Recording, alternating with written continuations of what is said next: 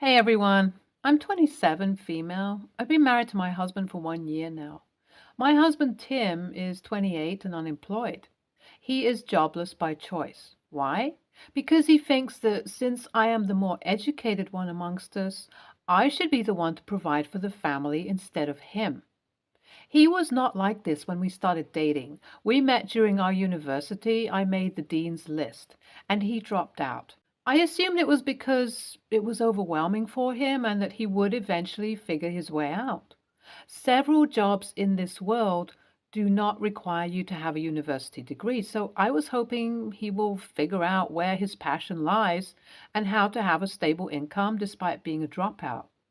When he said his passion lies in gaming, I understood. He decided that the best action would be to focus on his YouTuber and Twitch channels. I was supportive of his dream. I know I sound like I did not believe him or his dreams, but I assure you I did. 2 years before we got married, he told me his idea and I supported him. But in the last 3 years, he has done nothing to increase the reach of his channel. He casually streamed his games, he was not regular with them either, and he refused to use any of his social media accounts to increase the reach of his Twitch. He did none of the things that he should have been doing, and the whole pressure fell on me. Before the wedding, the pressure was not that much as we were not living together for an extended time, but right after we got married, I realized the stress. When I communicated that with him, he started saying that since I got the degree, I am the one who's capable of earning more. Then I should be the one doing it. I should be the one to do a 9 to 5 job and earn money to provide for our family while he works on his Twitch. I agree because I figured I would be able to figure it all out. But then his demands started flowing in. He wanted 4 monitors, a good gaming rig, a high quality camera, all premium services on apps he used, and a lot more. That was costly, and I slowly had to start taking up more jobs. By 3 months into the marriage, I had 3 jobs. When I tried to communicate with him about expectancies and money, he went off on me. He has gone as far as to tell me that when his channel takes off, he will be supporting me as well. I told him that I appreciate his excitement, but it would be great if he could get a job at first and parallelly run both of those. That way, the stress would not be on me constantly. I told him that my managing 3 jobs just to keep everything afloat was affecting me a lot, making me completely exhausted, but he could not care less. He simply did not care at all. I could not even recognize the man I loved, so understandably, I started talking less with him. I focused on my jobs, making sure I earned enough and I could keep us afloat. Every time I tried to talk to him, it would end up in a bad argument that would ruin my mood for the next 3 days. We would spend time together. I'm not saying we did not, but I stopped speaking with him about things that mattered so much to me, especially work and bills and everything. I suppose that is where different things started being left unsaid, and the more things stayed unsaid, the fewer things we had to talk about. But I still loved him. I did my best to provide for him. I would come home, cook dinner for him, make sure he ate properly, would do his laundry and lay out his clothes for him in the morning before I left for work. I was doing my best to be the best wife for him. The only thing I could not give him was the physical bit of things. I did not have the energy to have sex with him every night. He would ask every night, and I would refuse every night. That started becoming a huge topic for our arguments, which was a bother. I tried explaining to him that with me working 3 jobs every day, I cannot provide him with sexual intimacy, but he could not care less. It was like I was speaking with someone who simply did not want to understand. It was hurtful. It felt less like a partnership and more like a solo venture. I felt like I was the only person doing things and giving things in this relationship while he did not care. But somewhere I thought I was being oversensitive. I know that I am overstressed, so my being oversensitive to the stress was not surprising. It was a hypothesis that I was desperate to believe, but everything changed when I saw him in bed with my sister. My sister, Amy, is 25. She has always been somewhat of a princess. When she was born, She was very ill, and that caused my parents to be extremely protective and coddled her. No matter what the situation was, they would always choose Amy over me. It was strange.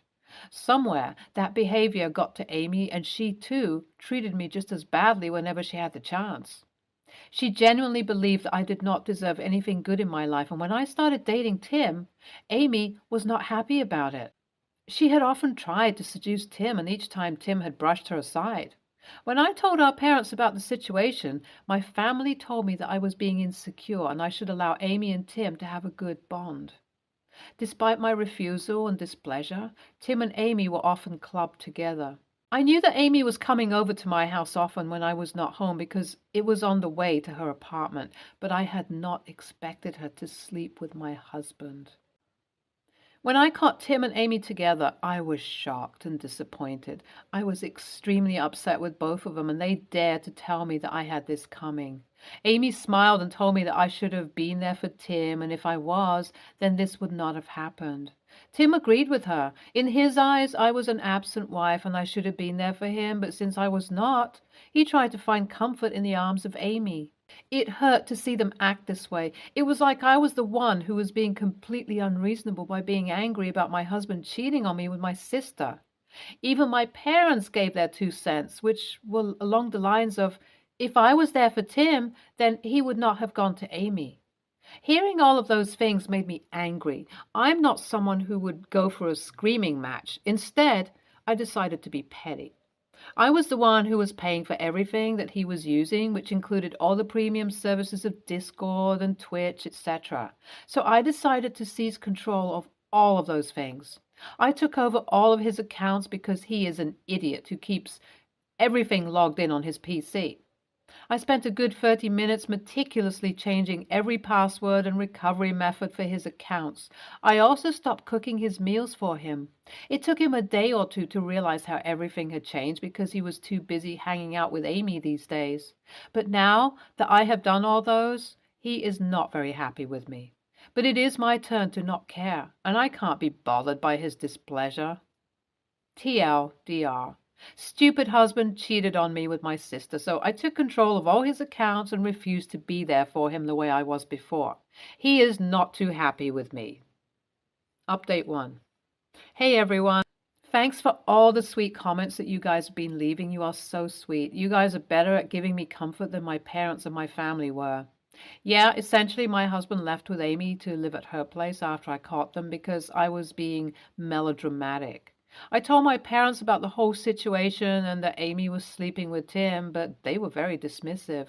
They kept saying that if I had been there for Tim, Amy would not have successfully seduced Tim. If I was a better wife, Tim would not have cheated on me. All of their vile words were thrown at me, seemingly ignoring the fact that their other daughter is a homewrecker.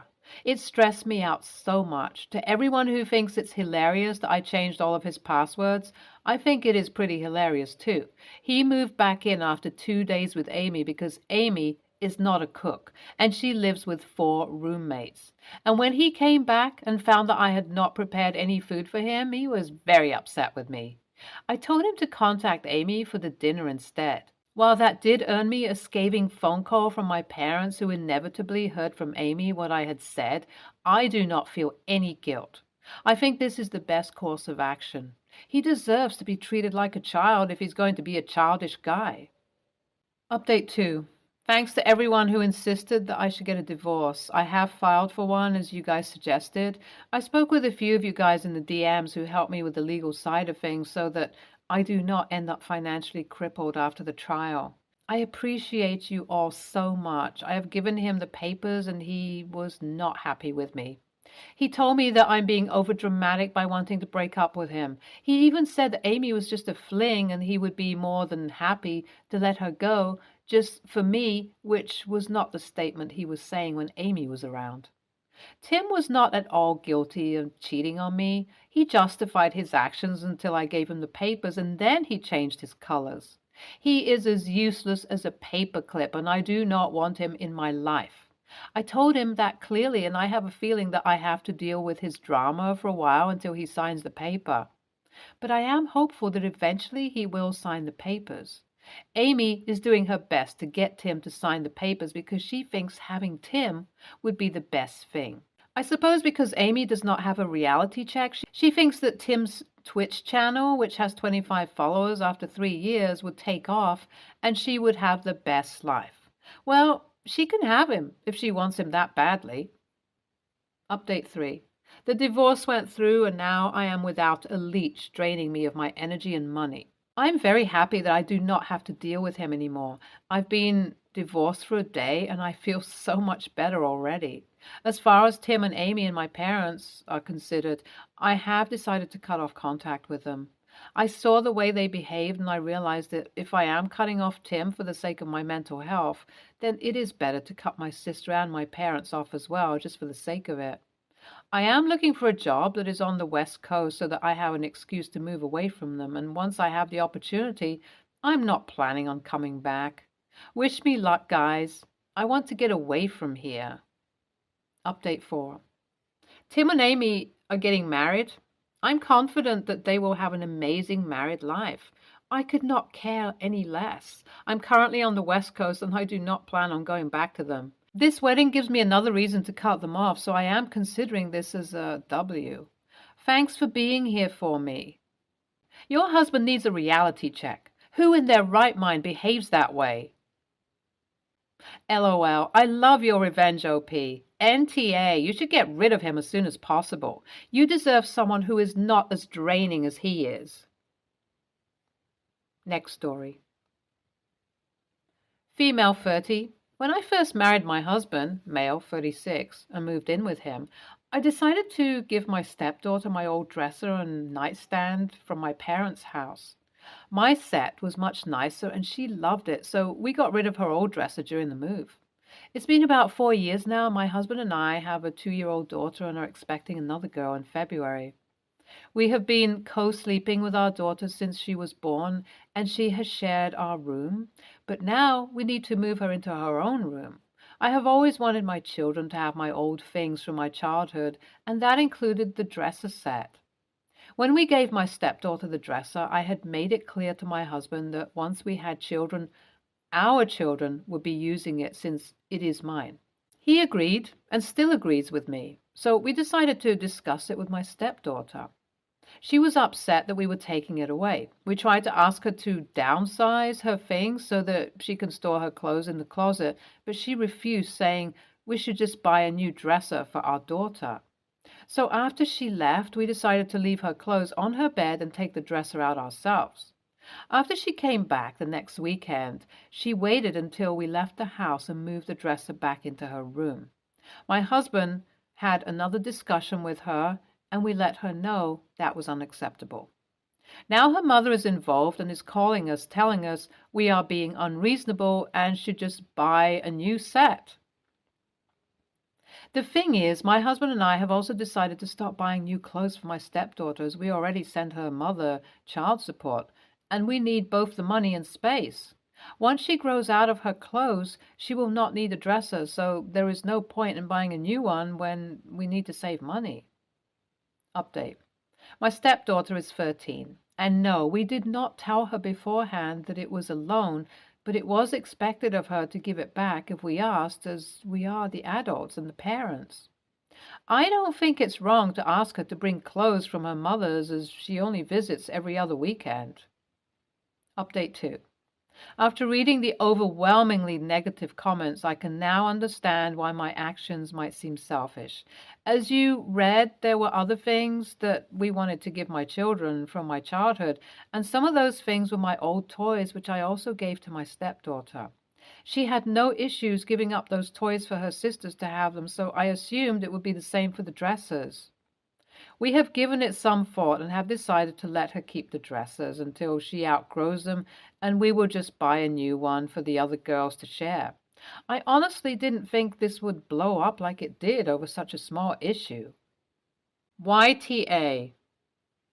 I have no idea who you think you are, but you are one thing: an extremely terrible stepmother who is very selfish and apparently only cares about her own flesh and blood. Your husband is still required to buy his own daughter things even though he is paying child support. You gave her the dresser and nightstand without telling her the deal behind it. You cannot take it back. You told the wrong person about the deal, and now you have to deal with the fact that you cannot use it for your own flesh and blood. I used caps lock. Maybe that way you understand how wrong you are. Next story. Throwaway. AITA. Asking because sometimes I feel like I'm going crazy or like I'm toxic. Female, 25.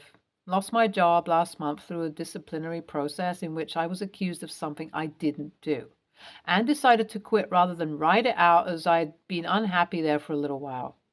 The circumstances of this situation were very difficult, and I struggled with the transition, and I'm still ashamed and embarrassed by it all, even though it turned out for the better. Landed a better job with insane benefits after a day and a half of resigning. I told my partner, male, 31, that I didn't want his family to know the circumstances of me leaving my last role. He could tell them I quit under difficult circumstances and that I had to find a new job very quickly, but not all the ins and outs. Example, she was accused of this, gross misconduct, this is why, etc., etc. This morning it turns out he's told his mom and brothers everything, despite me asking him not to.